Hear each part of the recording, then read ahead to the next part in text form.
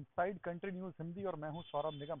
इस वक्त खड़े हैं हम कांग्रेस मुख्यालय लखनऊ में, जहां आज आलोक शर्मा राष्ट्रीय प्रवक्ता ने एक प्रेस कॉन्फ्रेंस की है, जिसमें तमाम आरोप लगाते हुए उन्होंने उत्तर प्रदेश में बीजेपी सरकार को घेरा है। साथ ही महाकुंभ के आयोजन में हुए तमाम घोटालों के बारे में उन्होंने सवाल खड़े किए हैं। उन्होंने 4 मुख्य सवाल किए हैं, जिसमें पहला सवाल यह है कि जो भगदड़ मची है, जो भी वहां पर असुविधा लोगों को हुई है, उसके लिए दोषी अधिकारियों पर कोई कार्रवाई हुई है तो वो क्या कार्रवाई हुई है, और नहीं हुई है तो वो कार्रवाई कब तक होगी। आपको ये भी बता दें कि कुंभ में जो भगदड़ मची है महाकुंभ में, उसके लिए उन्होंने दूसरा सवाल पूछा है कि जो लोग वहां पर मृतक हैं या जो खो गए हैं और उनका नाम लिस्ट में ना मृतक वाली में है और ना ही उनका नाम खोए पाए में है, तो आखिर ऐसे लोग कहाँ चले गए हैं।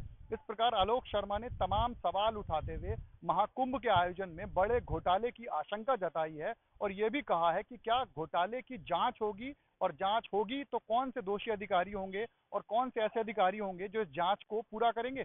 आपको बता दें कि उन्होंने राहुल गांधी के प्रयागराज में महाकुंभ में ना जाने के ऊपर सवाल पूछने पर जवाब दिया कि बीजेपी सरकार में, मोदी सरकार में, केंद्र सरकार में तमाम ऐसे मंत्री हैं जो महाकुंभ में स्नान करके नहीं आए हैं, तो क्या दिल्ली प्रयागराज से बहुत दूर है। ऐसे तमाम सवालों के जवाब देते हुए उन्होंने मीडिया से मुखातिब हुए हैं और तमाम सवाल और आयोजन जो खास तौर पे आज महाकुंभ का समापन हुआ है उसके ऊपर भी उन्होंने एक सवाल का जवाब देते हुए कहा है कि योगी सरकार या अन्य सरकार जो किसी के पैर धोती है, जो श्रमिकों के साथ वहां पर उनका सम्मान करती है, वो गिनती के 1-2 सम्मान होते हैं, बाद में उनको सैलरी तक नहीं दी जाती है। देखिए इस पूरी प्रेस कॉन्फ्रेंस की इस रिपोर्ट में कि क्या कुछ कहा है आलोक शर्मा ने और कैसे बड़े आरोप लगाए हैं बीजेपी सरकार पर उत्तर प्रदेश में महाकुंभ के आयोजन पर। बीच में आए बिना सीधे उनसे निवेदन करूंगा कि वो आपको संबोधित करें।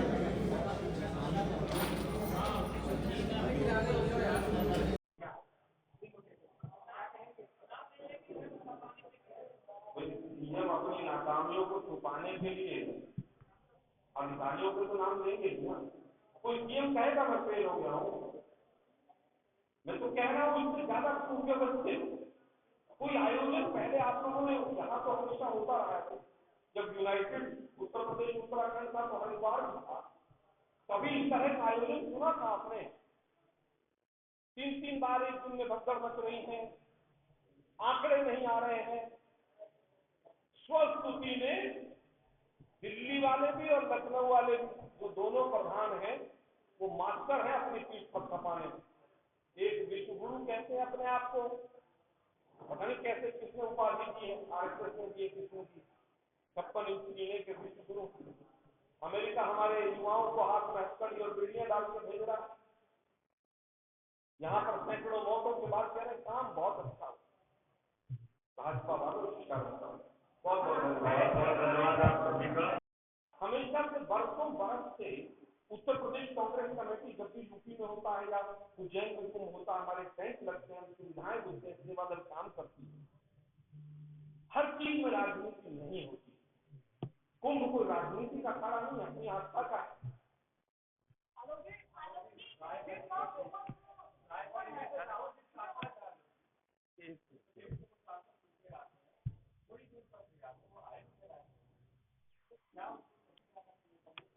देखिए दूरी कोई विषय थोड़ी है, दिल्ली को दूर है।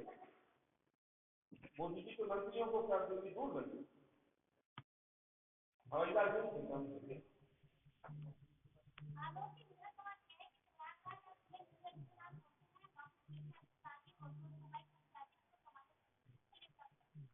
देखिए कर्मचारियों को सम्मानित करना चाहिए, बिल्कुल करना चाहिए। कोरोना में भी इन्होंने बड़े फूल बरसाए थे, तो बाद में तनख्वाहें नहीं। एक मिनट, कोरोना का तो याद होगा, और वो 4-5 लोग सफाई कर्मचारी याद होंगे, मोदी जी ने बड़े सफेद वाले रुमाल से उनके पांव धोए थे और पांव पहुंचे, और उसके बाद उनके इंटरव्यू काफी लोगों ने चलाए थे, 5 के क्या हुआ था। हाथी के दांत दिखाने के और होते हैं। अगर आपको वास्तव में उनकी चिंता है सफाई कर्मचारियों की, तो आप लिस्ट जारी कीजिए कि गटर साफ करते हुए उत्तर प्रदेश के अंदर 2017 के बाद कितने सफाई कर्मचारियों की मृत्यु हुई है और उनके परिवार की हालत में। फिर भी हम कहेंगे किसी भी कर्मचारी का सम्मान स्वागत योग्य। बनारस के अंदर जितने मंदिर गिरे, उनकी मूर्तियां और शिवलिंग कई स्थानों के अंदर रखे, लोग वहीं पर जाके जल चढ़ाते हैं पुलिस थाने के अंदर, तब सनातन याद नहीं आता है। सनातन का उपयोग बीजेपी केवल और केवल वोट बैंक के लिए करती है।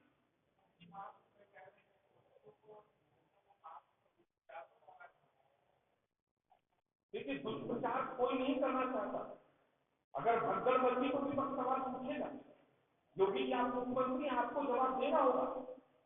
अगर भगदड़ मची और वहां पर सैकड़ों मौतें होती हैं और आप अगले दिन तक लिस्ट जारी नहीं करते हैं, तो लिस्ट कोई नेपाल के राष्ट्रपति प्रधानमंत्री आके तो जारी करेंगे नहीं, जो तमिलनाडु वाले मुख्यमंत्री तो आके जारी करेंगे नहीं। आप मुख्यमंत्री हैं, आपकी जिम्मेदारी बनती है। तो दागी अधिकारी थे, वैभव कृष्ण नाम है इसका, विजय आनंद जी हैं, जिनके ऊपर पहले ही तमाम तरह के आरोप लगते रहे। उन्हीं अधिकारियों को मेला प्रबंधन में क्यों लगाया गया? पहला सवाल।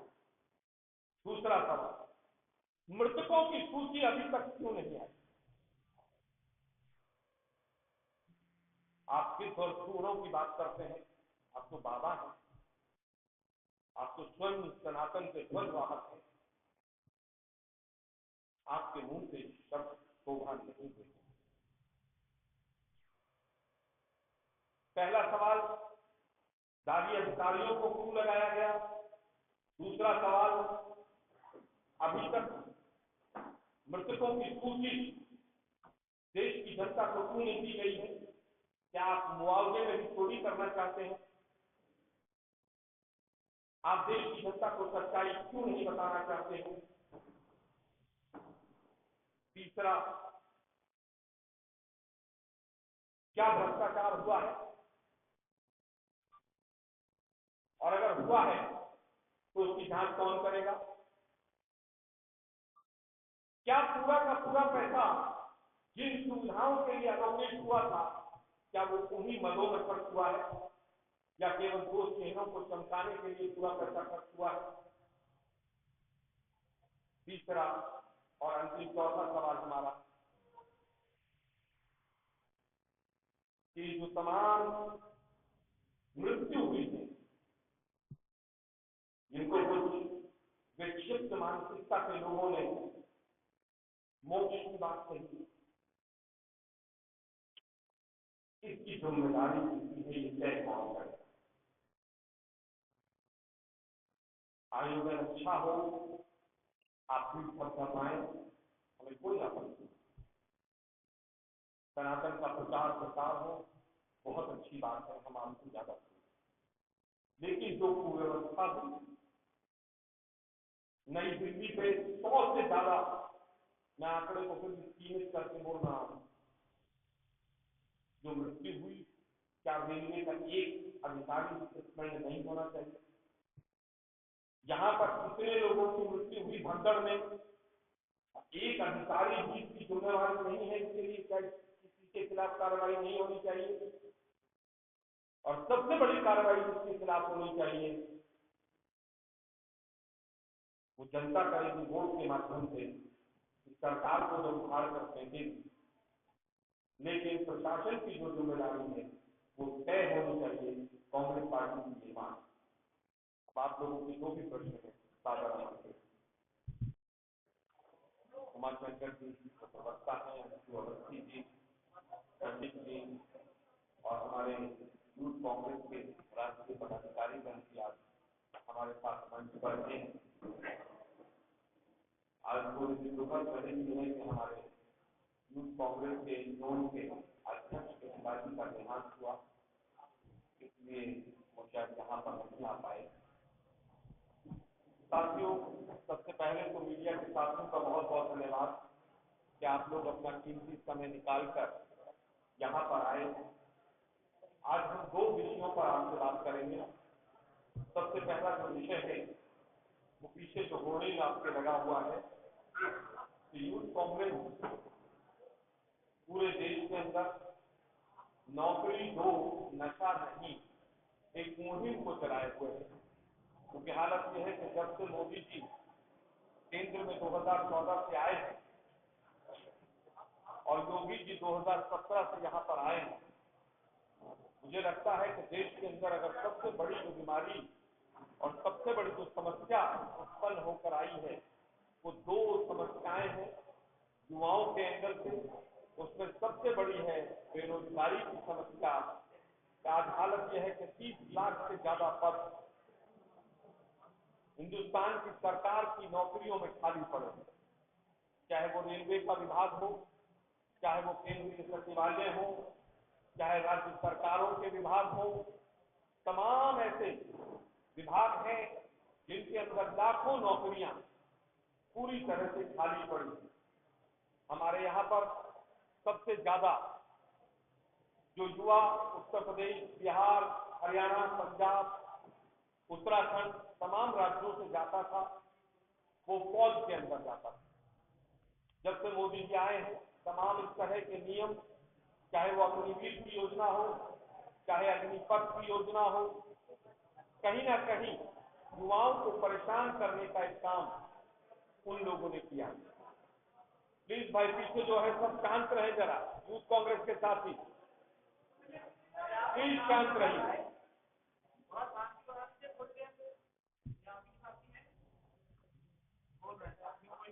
साथियों, आज हालत यह है, एमआई के आंकड़े देखें, आईएलओ के आंकड़े देखें, 45 वर्षों की सबसे ज्यादा अगर बेरोजगारी है तो वो वर्तमान के युग में है, वर्तमान के दौर में। और उसमें भी खास तौर पर महिलाओं की जो बेरोजगारी है, महिलाओं की बेरोजगारी दर लगातार बढ़ती चली जा रही है। बेरोजगारी शहरों की तुलना में गांव में ज्यादा बेरोजगारी बढ़ती चली जा रही है। मनरेगा में लगातार रजिस्ट्रेशन बढ़ते चले जा रहे हैं। वो अपने आप में इस बात का परिचायक है कि कहीं ना कहीं बेरोजगारी पूरी तरह से शहरों में भी बढ़ती चली जा रही है। आज हालत यह है कि जिस तरह से एक तरफ बेरोजगारी बढ़ रही है तो दूसरी तरफ नशे का जो व्यापार है वो लगातार बढ़ता हुआ चला जा रहा है। और क्या कारण है कि नशे की बड़ी बड़ी खेप जो हैं वो सारी की सारी खेप कहीं ना कहीं गुजरात के पोर्ट से जुड़ी हुई दिखाई देती है, मुंद्रा पोर्ट। और वो पोर्ट किसका है? वो किसी चीज से छुपा नहीं है, किसी व्यक्ति से छुपा हुआ नहीं है। क्या कारण है कि जो लोग नशेखोरी को कम करने के लिए आए थे, आज पूरे देश के अंदर युवाओं में नशा बढ़ता चला जा रहा है। भारतीय युवा कांग्रेस नशे के विरोध में, बेरोजगारी के विरोध में राष्ट्रव्यापी एक आंदोलन चलाए हुए हैं। और उसी विषय में आज तमाम लोग तीनों जोन से हमारे पास आए युवा साथी, और उनके एक स्क्रीनिंग के बाद हम भारतीय युवक कांग्रेस के अंदर प्रवक्ता जो उत्तर प्रदेश से बनेंगे उनकी भी घोषणा आज शाम तक करेंगे और वो प्रोसेस चल रहा है। साथियों, जो दूसरा महत्वपूर्ण विषय है उत्तर प्रदेश के अंदर, क्या पूरे देश के अंदर, एक बहुत बड़ा धार्मिक आयोजन, सनातनी आयोजन आज भी समापन की ओर बढ़ा है।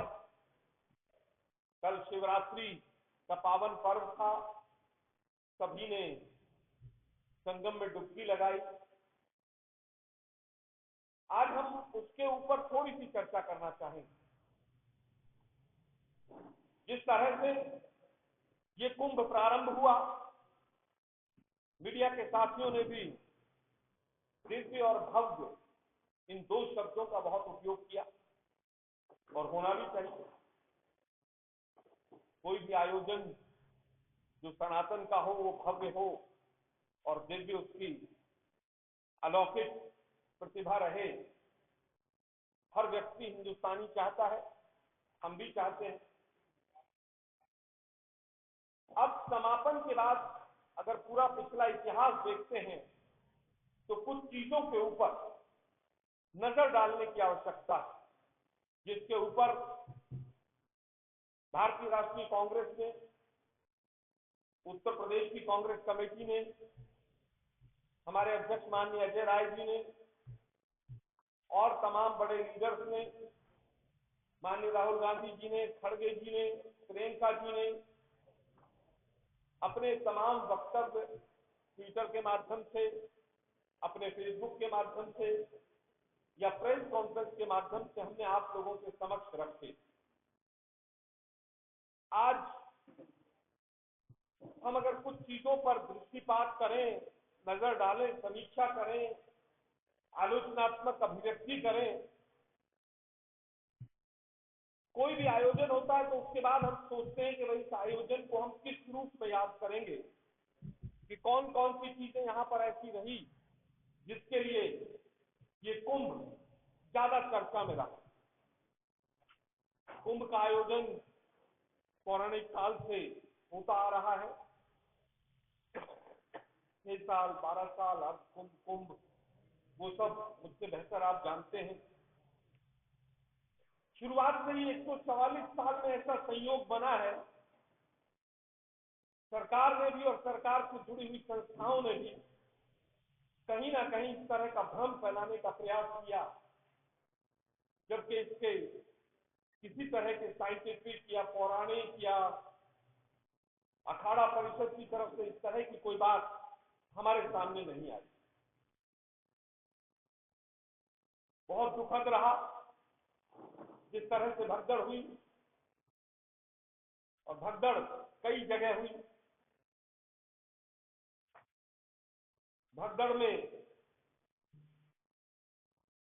कुछ लोग कह रहे हैं कि 1000 से ज्यादा मृत्यु हुई, कुछ लोग सैकड़ों का आंकड़ा दे रहे हैं। सरकार फीस बता रही है।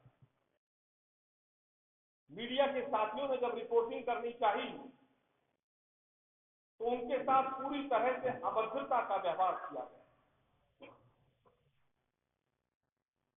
भगदड़ कहां कहां हुई उसको छुपाया गया। ये प्रदेश की सरकार 24 घंटे तक कभी कहती रही अफवाहों पर ध्यान मत दीजिए, जैसे कोई घटना ही घटित न हुई हो।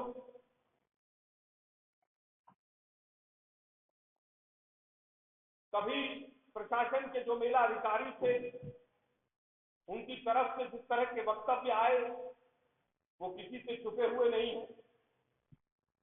तमाम दागी अधिकारियों को यहां पर मेला प्रशासन में लगाया गया, जिनके ऊपर तमाम तरह के भ्रष्टाचार के और अन्य आरोप भारतीय जनता पार्टी ने विपक्ष में रहते हुए भी लगाए और सत्ता में रहते हुए भी लगाए इनके नेताओं ने।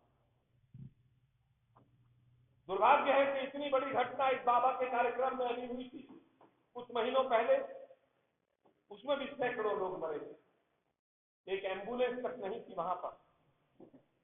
इस सोती हुई निकम्मी सरकार ने उस घटना से भी कुछ नहीं सीखा।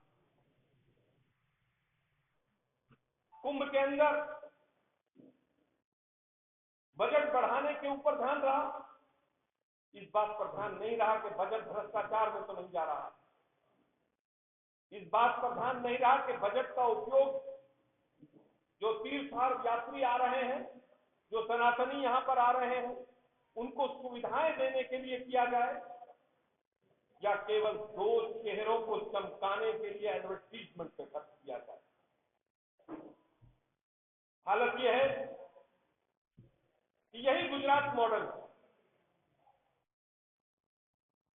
2 साल पहले घटना हुई थी, आप लोगों को भी याद होगी, मोरबी की घटना, एक पुल गिरा, सैकड़ों लोग उसके अंदर मरे, उसकी लिस्ट आज तक जनता के सामने नहीं आई। दुर्भाग्य यह है कि भारतीय जनता पार्टी के शासन में जब भी कोई इस तरह की घटना घटती है उसकी लिस्ट नहीं आती। लिस्ट अगर आएगी तो सच्चाई सामने आ जाएगी। लिस्ट अगर सामने आएगी तो पता चल जाएगा कि जो वहां पर सैकड़ों गाड़ियां आज भी खड़ी हैं, जिनके ऊपर एक एक इंच धूल जम गई है, वो गाड़ियां किसकी हैं, वो परिवार कहां है। लिस्ट अगर सामने आएगी तो पता चलेगा कि गुमशुदगी में भी नाम नहीं है, मृतक में भी नाम नहीं है, तो वो व्यक्ति गया था। मोरबी में भी इसी तरह से हुआ था, 5 दिन बाद FIR हुई थी। मृतकों के नाम आज तक सामने नहीं आए हैं। तमाम भाजपा के लोग उसकी मोरबी के जांच में और उसमें तमाम चीजों में शामिल थे, मेंटेनेंस में। सामान से हुई अमेरिका भाग गए लोग। हाथरस में अभी जो बाबा जी का कार्यक्रम था, इतनी बड़ी घटना हुई, एक व्यक्ति दोषी नहीं पाता है इनकी जांचों में। वही अधिकारी जो हाथरस की उस घटना, वो जो बच्ची के साथ निर्मम घटना घटी थी रात को 2 बजे, जिस तरह से प्रशासन ने मिट्टी का तेल जलाकर अंतिम क्रिया की थी, वही अधिकारी उस दिन भी क्लीन चिट दे रहे थे जब न्यायालय से फटकार लग रही थी। वही अधिकारी आज भी क्लीन चिट देने पे लगे हैं। वो कह रहे हैं कि कुंभ का समापन हुआ बिना किसी घटना। यहां पर इतनी बड़ी घटना हुई, उसके बावजूद रेल मंत्री नहीं जागे। नई दिल्ली रेलवे स्टेशन पर इतनी बड़ी घटना हुई, 12 घंटे के अंदर अंदर तमाम सबूतों को धो दिया गया। तमाम सीसीटीवी फुटेज जो थी उसको अपने काबू में कर लिया गया।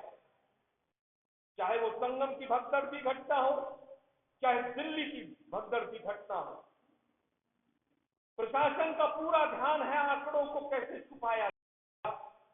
वो भारतीय जनता पार्टी की सरकार की कुव्यवस्था के तौर पर पूरी तरह से जाना जाए।